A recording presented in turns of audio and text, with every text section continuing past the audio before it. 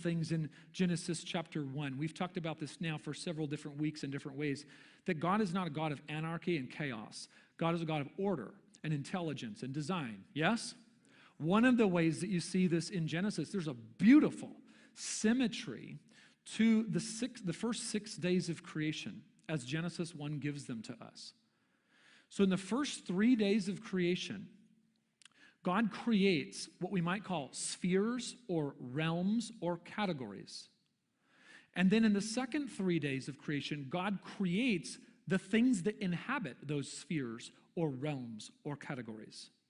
Okay? So what do I mean by this? Well, I'll put a chart up here on the screen, and you can look at. On the first day, God creates day and night. Now, there's no sun, moon, or stars yet. It's just the concepts of day and night as Genesis gives it to us. Yes?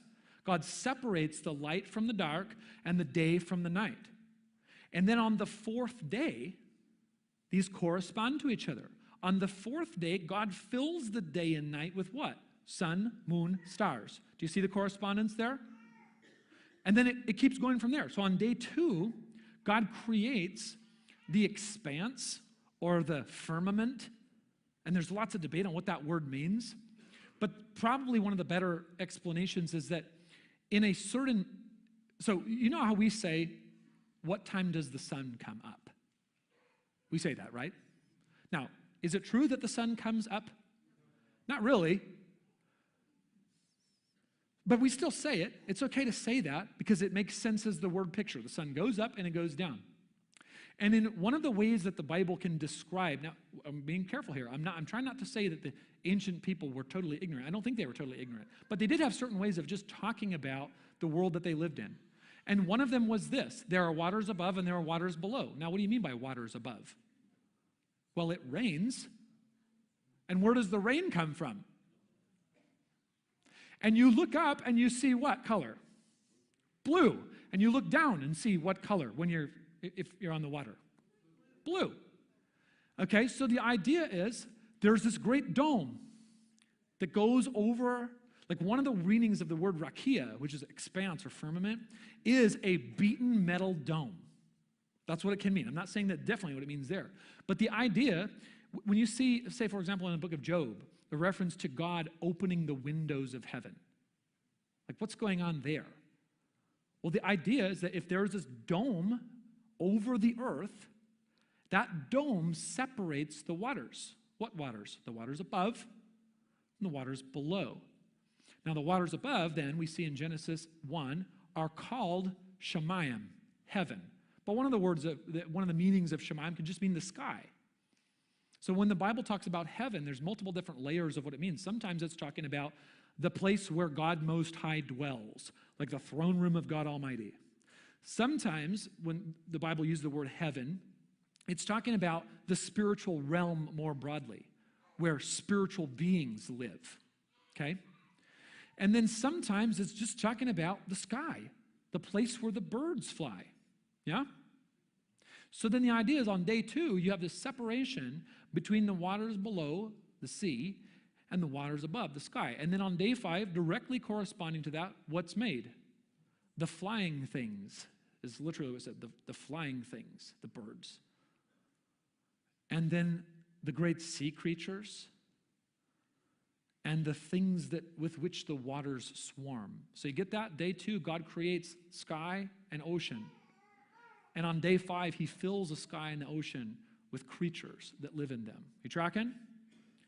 Day 3 and day 6 are the only 2 days of creation in which there are 2 distinct acts of creation mentioned in the Hebrew language. There's 2 different, God created this, and then God created this. There's 2 different acts of creation, only on day 3 and on day 6. So on day 3, God creates the dry land out of the midst of the waters. So he says, let all the waters be gathered into one place. And he called that sea. But the main focus of day 3 is God creating dry land. And then there's a second act of creation. And what's that? Vegetation. Vegetation. And then on the 6th day, the sphere of the land is filled with animals and humans that live on that land and eat that vegetation. And we see there the livestock, the creepy crawlies, the creeping things. I find that funny. The Hebrew word is literally things that run with short steps. Like spiders. Spiders, they just run with really short steps. And then the beasts of the earth. Now, the difference in the Hebrew mindset between the livestock and the beasts of the earth, at least in the later rabbis, they said the beasts of the earth are those animals that you have to hunt in order to catch them. In other words, animals that are difficult to domesticate versus animals that are easy to domesticate. Like a cow, you don't really have to chase a cow. Well, maybe sometimes you do. Russ, do you have to chase cows? Let me ask you this. Is it easier to catch a cow or a cougar? And let's say you don't have modern fancy traps. Probably a cow. Anyways, that's the Hebrew mindset. The Hebrew mindset is there are certain animals that are easy to catch and easy to domesticate, and there are other animals that you can catch, but only by hunting them, and they're difficult to domesticate. So there's a difference between a donkey and a crocodile. Yeah? Now, what's the point of this? Well, first of all, again, there's beautiful order in that. Wouldn't you agree? There's symmetry. There's order. There's design. There's beauty. And then secondly, down to the actual things in creation, God has created every space, and he's created everything that has a spot in that space. So then what that means is, for example, the celestial bodies, the sun, the moon, the stars, the galaxies, they have their role to play in the cosmos and their place to play that role. Does that make sense? This is the idea that Genesis is giving to the Hebrew people and still to us, that when you look up in the sky and you see stars, millions of them, trillions of them, what you are to know is that God is the sovereign creator of every single one of them. And he has given them a role to play in the cosmos. And he's given them a place to play that role. Now you might say, well, like, what is that role? Well, a lot of this is beyond us, don't you think? But you might say, like, he's arranged everything just right so that gravity works just right, and all these pieces are in just the right place, and they exert just the right kind of pull and influence on the other ones all throughout the cosmos, and they have their place to their role to play, and they have their place to play it.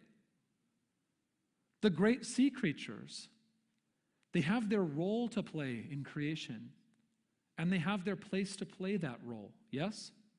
The swarming creatures of the water and the flying things of the sky have their role to play in the cosmos and their place to play it in. The animals, the livestock, the creepy crawlies, the beasts of the earth, they have their role to play in the cosmos and they have their spot to play it in. Now, have you ever looked around at certain things in creation and you're like, I don't understand why that is here? For example, mosquitoes. Mosquitoes love me. They love me. I have to go, when we go camping in the summer, I have these like thermocell lanterns, and I have to take like 6 of them. And they've got to be like a coordinated grid to cover our campsite, or I will be consumed alive by mosquitoes. And I think, God, why? Now, this is a very, very old question. 1,600 years ago, Augustine took up this question, and he said, sometimes you go in to some place in creation, and you don't understand why God made it that way. And he says, you are like an ignorant person, because he doesn't pull any punches. You're like a person who's ignorant, and you go into an artificer's workshop. So to put it in modern parlance, maybe a mechanic's workshop, okay? And you go into that workshop, and you see a great many parts, and you have no idea what they are or what they go to, right? And then, if you, in your arrogance, start to question the mechanic, and tell him what a fool he is, that he's got that thing lying over there and that thing over there, just because you don't understand what those things are for. Okay, that's a lot like what we do when we wander around creation and say, God, like, what's your problem? Mosquitoes? I don't know, and I don't know. I don't know the answer to that. But the point is, of course I don't know. I didn't make them. Now, all of that is uncontroversial, but then when I say this, humans have a role to play in the cosmos and their place to play it in. And then maybe not humans generally, you specifically. Now here's a really touchy question. How many of you, if somebody